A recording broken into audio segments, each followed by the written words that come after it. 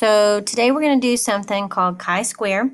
And before we get started, I need for you to have your formula sheet out so that you can reference some things on the formula sheet. We are going to use the formula sheet on the real test, so I want you to use the formula sheet today. So if everybody will go grab your formula sheet, pause the video, and then come back and we'll get started.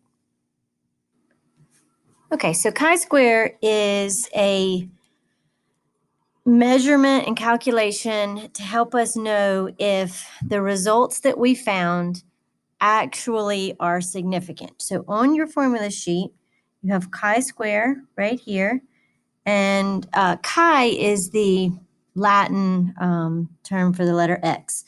So that's chi-square. This sigma means the sum of. That means we're going to do this calculation for a couple of different things, and then we're going to add them all together. And then we're going to use this chi-square table. Okay, so with the chi-square table, this is how we're actually going to get a calculation using this formula. Then, based on the number that we have, we're going to use this table to determine whether or not our final results actually had any significance. So significance, that means there was actually a change or something actually occurred. All right, so the chi-square formula has the sum of, okay, and so we'll add up a couple of these, O minus E squared divided by E. Now over to the right of this chi-square table, it actually tells you what these letters mean. So O is your observed, and E is your expected, and then degrees of freedom, I will explain in just a minute, but it also has it defined here in case you forget. So O is what you would observe, and then minus expected. You're going to subtract those two numbers. You're going to square them, so they're always going to be positive. And then we're going to divide that by the expected. Oops. All right, so for Punnett squares, expected is going to come from our Punnett square. Okay, and that would be like your perfect world result. So we're going to do a quick little chi-square just for practice to see if you understand what's going on. Okay, so if I told you this individual was crossed with this individual, and I said that big A is for tall and little a is for short. Okay, and when I cross them, you do the Punnett square, and it should be big A times little a, little a. You fill in your Punnett square, and then your expected phenotypes are going to be 1/2 tall and 1/2 short. Okay, so that's what you would expect. So then you would have to be given this information. I will tell you, we collected 2,197 plants. So the first thing I want you to do is create a data table.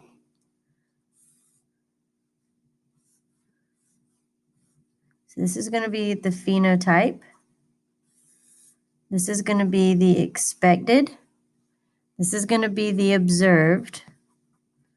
And then this is going to be the chi-squared for that specific phenotype. Then we're going to get these two chi-squares, and then we're going to do the sum of them. So we'll get a final answer. Okay, so basically we're going to use this scenario. We're saying half should be tall and half should be short.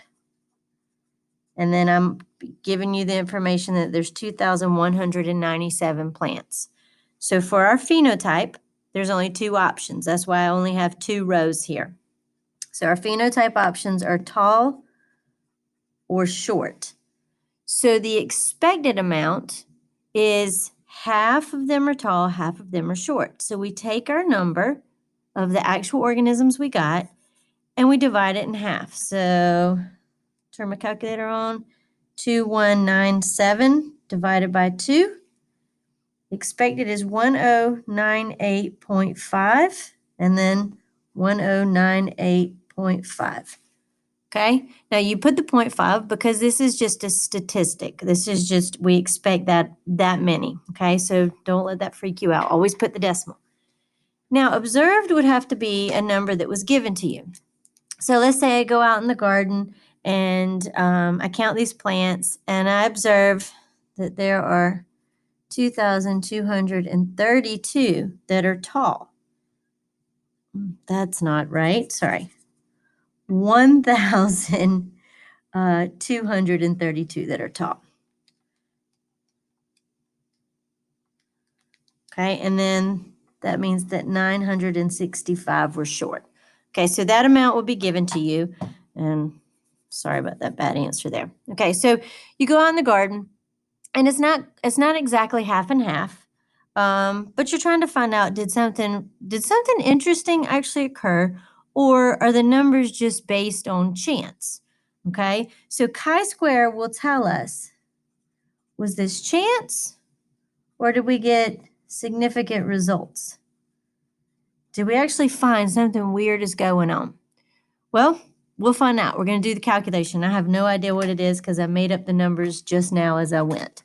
So we're going to put these two values into the chi-square formula. All right, so I'm going to start with the first one. Chi-square formula is O minus E, and then parentheses squared over E. Parentheses are super important, okay? So in the tall, for tall, the chi-square is observed, 1232 minus expected, 1098.5 squared divided by the expected, 1098.5. Okay, now if you do this correctly in your calculator, you got 1232 minus 1098.5, and then we're going to square that value, and then we're going to divide it by 1098.5. And that's going to give me a chi-square value of 16.22. All right, then our other option is short. Okay, so in the short, same formula, O minus E squared divided by E. All right, but I just have different numbers this time. So this time I have my observed is 965 minus my expected. Then I will square it, and then I divide by the expected. So all I'm doing is plugging in numbers to a formula. You just have to know which number goes where. So same concept.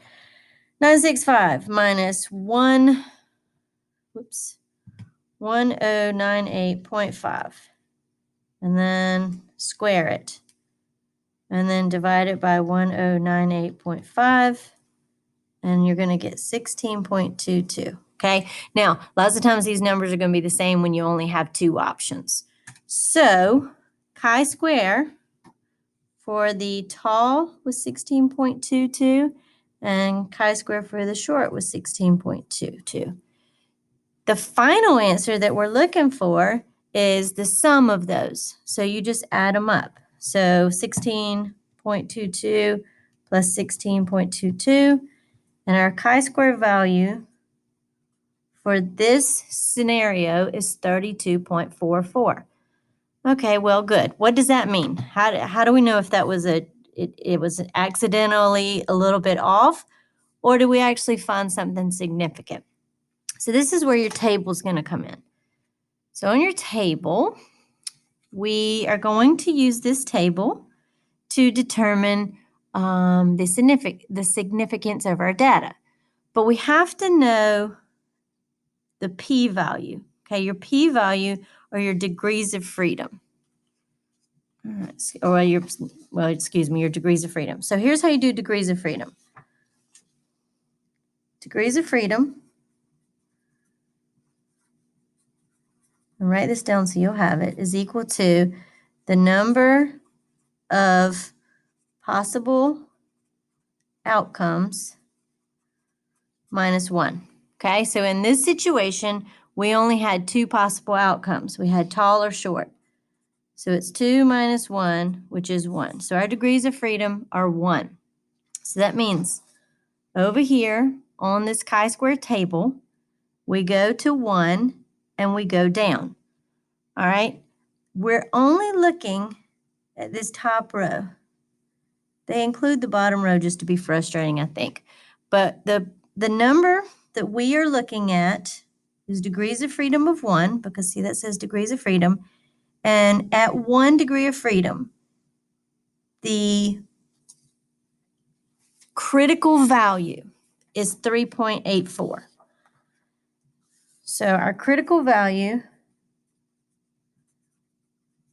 for this experiment is 3.84, and that's just based on the table. So what that means, if your chi-square is greater than the critical value, then that means something significant has occurred. And you need to further investigate. Something weird happened. It did not, it's not a normal thing. So we've got to go back. We have found some sort of strange situation where our experimental results are pretty interesting. So because our chi-square value is way over 3.84. On the other side, if your chi-square, let me do the sum of your chi-square, if the whole sum is less than the critical value, then your data is not significant. Okay, and it just was different because life is not perfect, but there's actually no big significant change here. All right, I'm going to give you a second problem that includes more options. So we're going to do a dihybrid cross, and then we're going to do a chi-square, and we're going to determine if anything was significant or not. Okay, so we're going to use 2 traits this time. All right, so we're going to cross.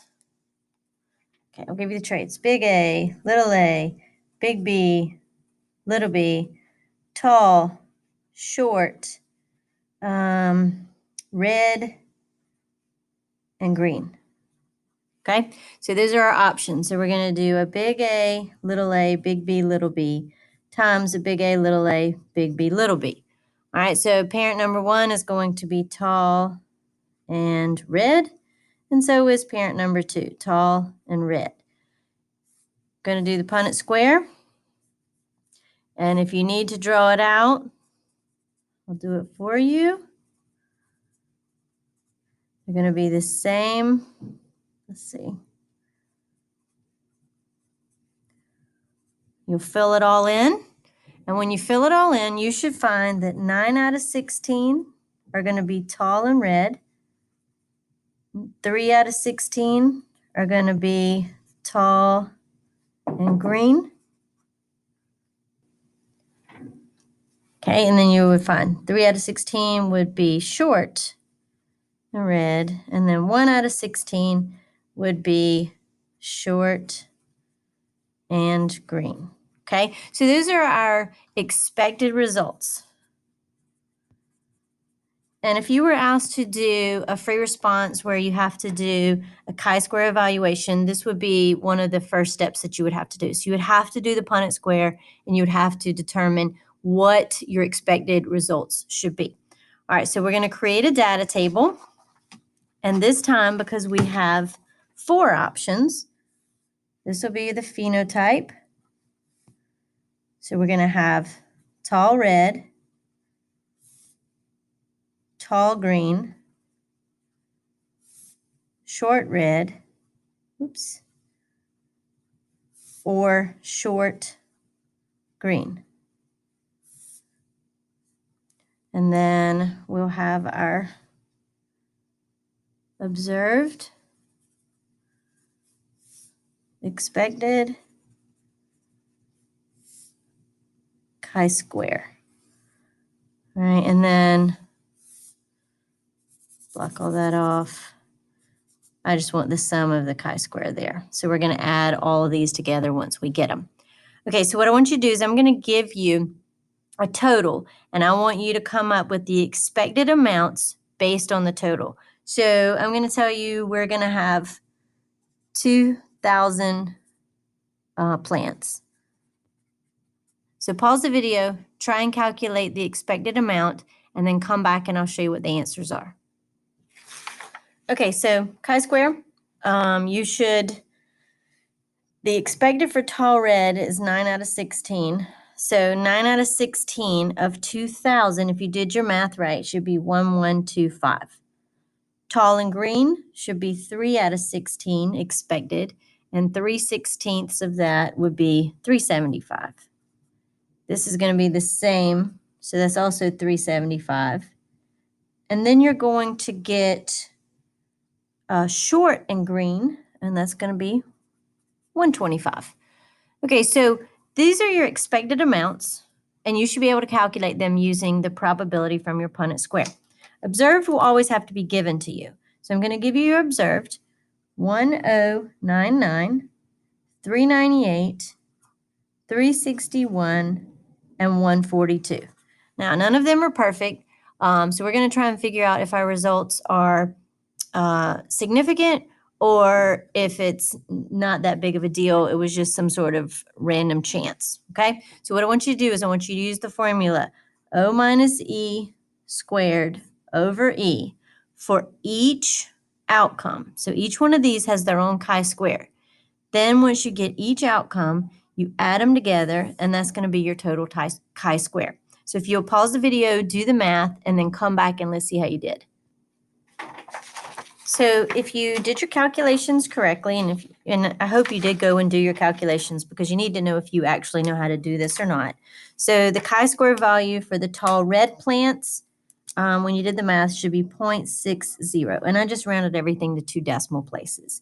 The chi-square value for the tall green plants is 1.41, so a little bit bigger. The chi-square value for the short red plants is 0.52, and the chi-square value for the short green plants is 2.31. So if you notice, like if there's not a big difference between what was observed and what was expected, then our chi-square value is going to be very tiny. The biggest difference was down here. Still wasn't a huge difference, but that's why our chi-square values are pretty small. So then when you add them all together and you find the sum of the chi-square, you should get 4.57. Okay, so that's your total chi-square. So that is the number that we are going to be using on our formula sheet. So now we have to figure out degrees of freedom because we don't know which one of these numbers we're supposed to look at. So degrees of freedom are your number of options. So number of options or outcomes minus 1. So we have 4 possible outcomes: tall red, tall green, short red, short green. So we have 4 possible outcomes minus 1. So 3 is going to be our degrees of freedom for this example. Okay, so your degrees of freedom just literally depends on which one you're doing. Okay, so we got our degrees of freedom. Our number is 4.57. So over here on our table, degrees of freedom of 3, the critical value is now 7.82. So the more options you have, you get a little bit more degrees, you get a little bit bigger number. Okay, significant is 7.82. So our critical value for this chi-square is 7.82. So if you remember,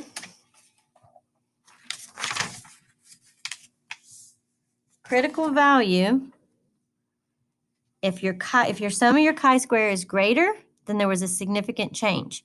If your sum of your chi-square was less than the critical value, it's not significant.